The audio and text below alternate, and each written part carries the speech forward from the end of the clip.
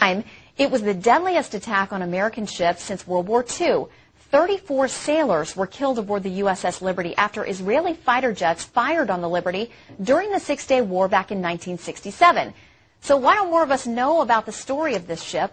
Well, a father and son team are trying to change that. We are joined now by John Scott, who was an officer on the Liberty and the damage control engineer, and his son, James Scott, an investigative writer and the author of Attack on the Liberty. Gentlemen, thank you both for coming in today. John, I have to ask you, what was that day like? Well, it started off, it was a great day for me. It was my 24th birthday, June the 8th, 1967, and I was looking forward to a good day. The weather was great. I had the 4 to 8 watch on the bridge that morning. Got to see the first light of the day and got to spot the first observation plane that came out from Israel to fly around the ship and identify us and take back off towards Israel. And other than that, it was just a great day until out of the blue we got attacked. And obviously many casualties there. The attack was fast and furious, and it looked very much like the Israelis wanted very much to sink the ship and leave no survivors, which we know in retrospect was exactly what they intended. And so there was some premium on getting an SOS out. Israeli planes are strafing the deck. They're pouring napalm on the deck. And this courageous guy from Texas just goes out there, finds one end of the antenna, realizes that there's a cable that's been destroyed on the deck, goes back, gets some, I say, baling wire. Commander of the 6th Fleet issued these instructions to send the jets, and they were sent. Now, bear in mind, the casualties were severe, but not as severe as they ended up being. Because most of the crew, of course, was below deck, including those from NSA or seconded to NSA who were intercepting the Egyptian, Russian, and, dare I say, Israeli communications. So after Admiral Geis set his fighter bombers off the carrier, all of a sudden he gets this message from McNamara, saying, call those jets back immediately.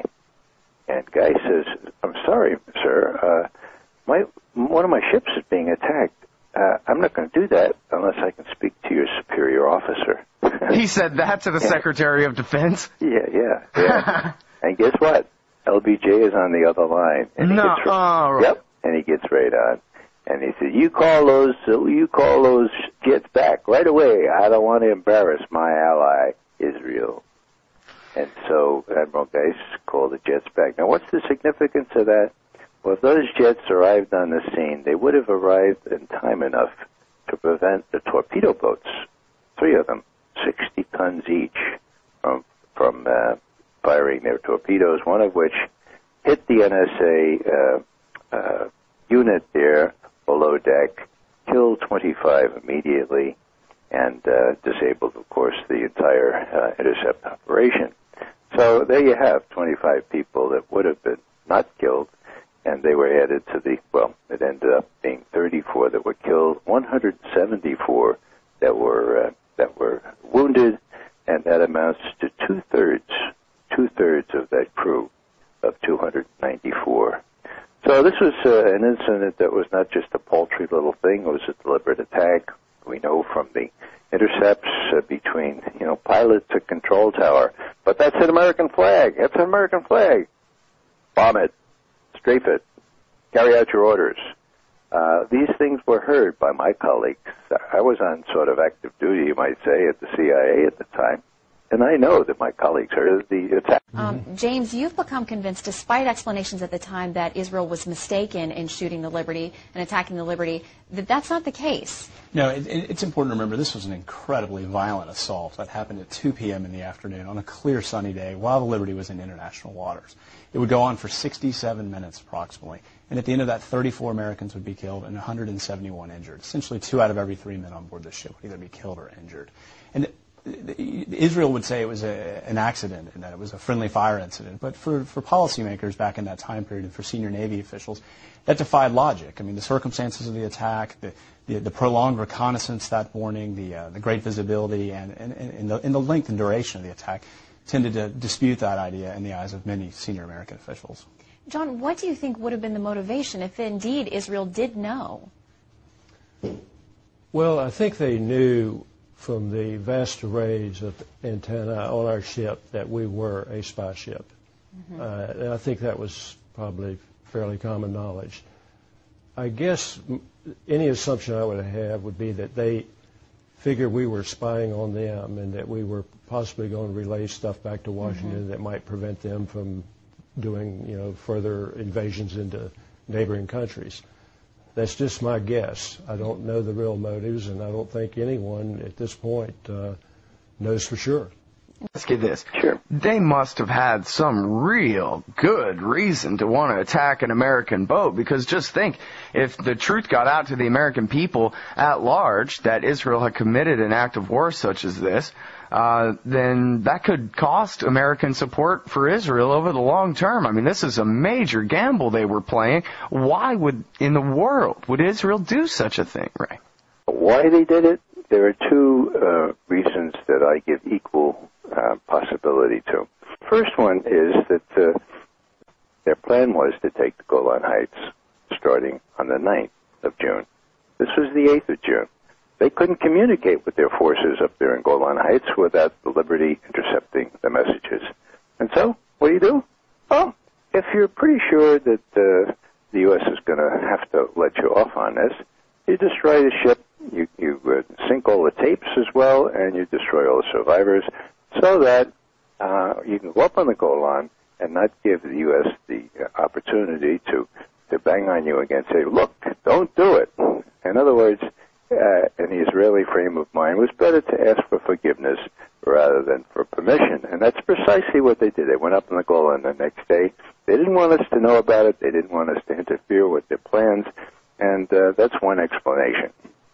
Now there's another. And this is sort of gory. There is Al-Arish, which is up about 1,000 prisoners.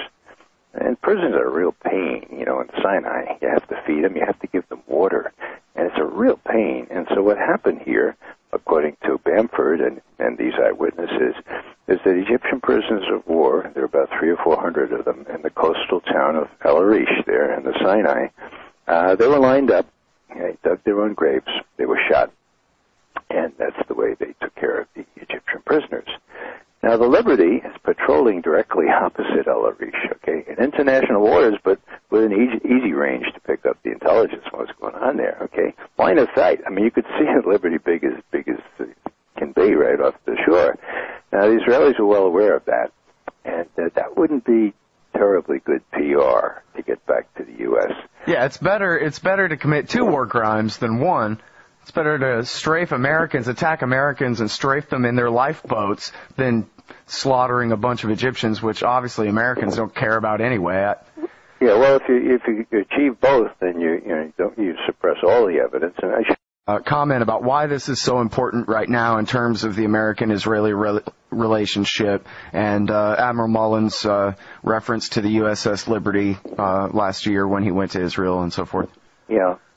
Well, long story short, no U.S. politician has dared to breathe the word USS Liberty since 1967 until July of 2008. You got Mike Mullen, who was the chairman of the Joint Chiefs of Staff, and he's a pretty gutsy guy, and so he was sent to Israel to tell them that they didn't want, that is, the U.S. administration, and particularly the U.S. military, they didn't want Israel mousetrapping the U.S. into a major fight with Iran.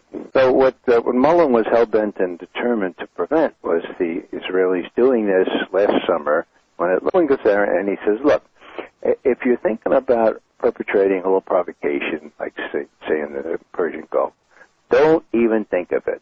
Because you know what?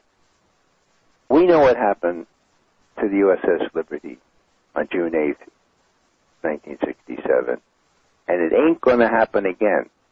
Do you hear me? Now, why is that gutsy? Well, it's gutsy because it's the first time any U.S. official braced the Israelis. They know that Mullen knows, not only that Mullen knows, but he's not going to let it happen again, okay? Because, you know, if the chairman of the Joint Chiefs says, look, don't do it, this time that gives a little weight to the warning. Mm-hmm. He said, the evidence was clear. Both Admiral Kidd, in charge of the investigation, and I believed with certainty that the attack was a deliberate effort to sink an American ship and murder its entire crew. Not only did the Israelis attack the ship with napalm, gunfire, and missiles, Israeli torpedo boats machine gunned 3 lifeboats that had been launched in an attempt by the crew to save the most serious wounded. That's a war crime. Let's give